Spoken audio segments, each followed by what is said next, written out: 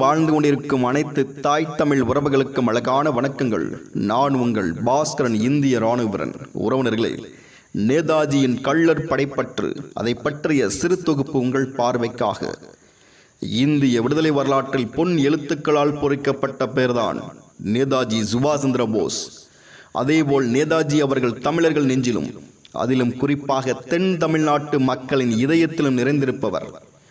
ஒரு தலைவனை கொண்டாடுவதை விட அத்தலைவனின் கட்டளைக்காகவும் தாய் நாட்டிற்காகவும் வெள்ளையர்களிடம் மண்டியிட்டு வாழ்வதை விட சண்டையிட்டு வாழ்வதே மேல் என தங்களின் உயிரை துச்சமென நினைத்து ஆயுதங்களுடன் எதிரியின் பீரங்கி முனையில் மார்பை நிமிர்த்தி நின்றனர் தாய் தமிழ் மக்கள். அத்தாய் தமிழ் மக்களின் குறிப்பிடத்தக்க இடத்தை தன்னகத்தை வைத்திருப்பது முக்குளத்தூர் சமுதாயமே. அதிலும் கள்ளர் இன மக்கள் நேதாஜியின் படையில் மிகவும் முக்கியமான பொறுப்புகளிலும் மிஷன்களிலும் ஈடுபட்டு தாய் நாட்டிற்காக உயிர் நீத்துள்ளனர். SS group Hitler intelligence service.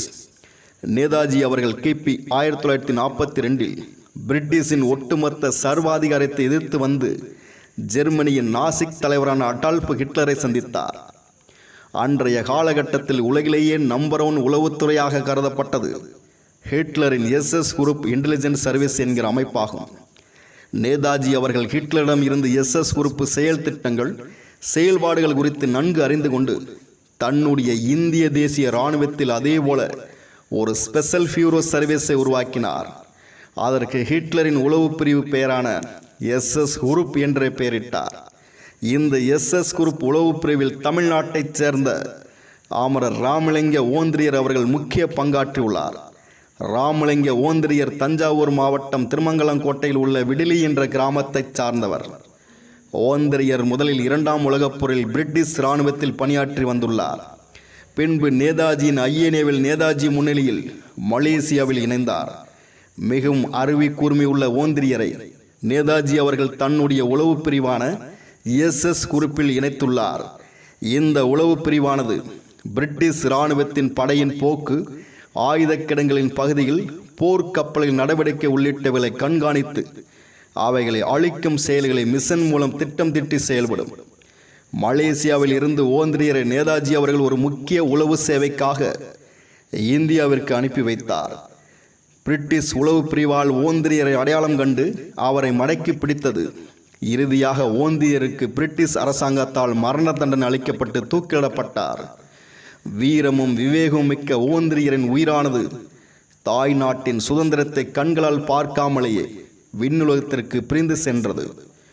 INA Gorilla regiment நேதாஜியின் முதன்மை பிரிவான SS குரூப்பிற்கு அடுத்தபடியாக ஐஎன்ஏவின் குரில்லா ரெஜிமெண்ட் மிகவும் முக்கியம் வாய்ந்ததாக கருதப்படுகிறது.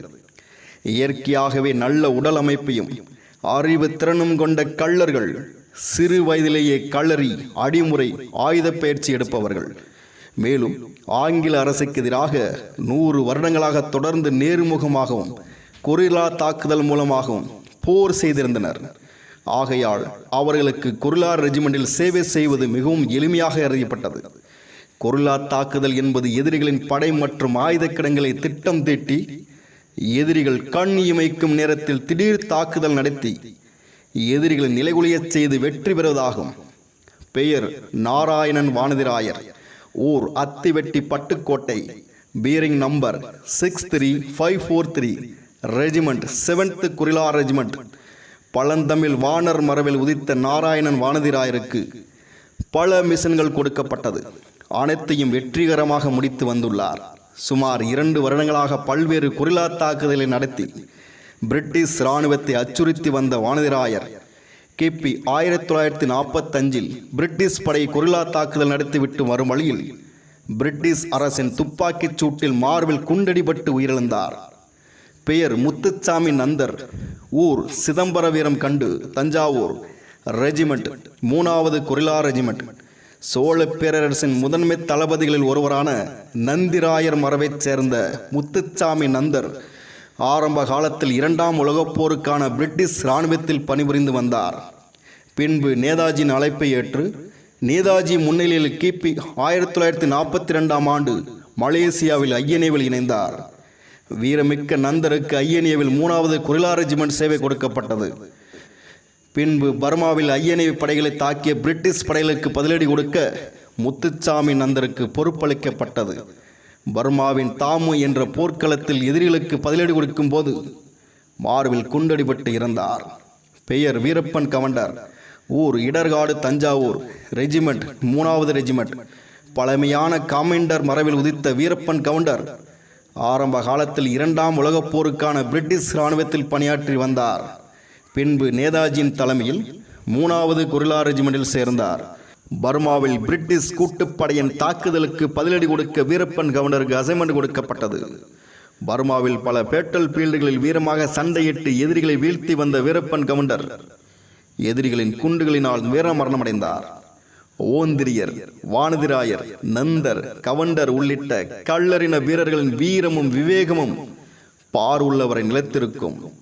போரில் மரணம் வீரருக்கு, பாரில் ஹிட்டா பாக்கியமே. நாம் அனைவரும் அடுத்த தலைமுறைக்கு கொண்டு செல்ல வேண்டும். மேலும் இந்த 4 கள்ளர்குல மாவீரர்களின் தகவல் மட்டுமே என்னால் கண்டறிய முடிந்தது.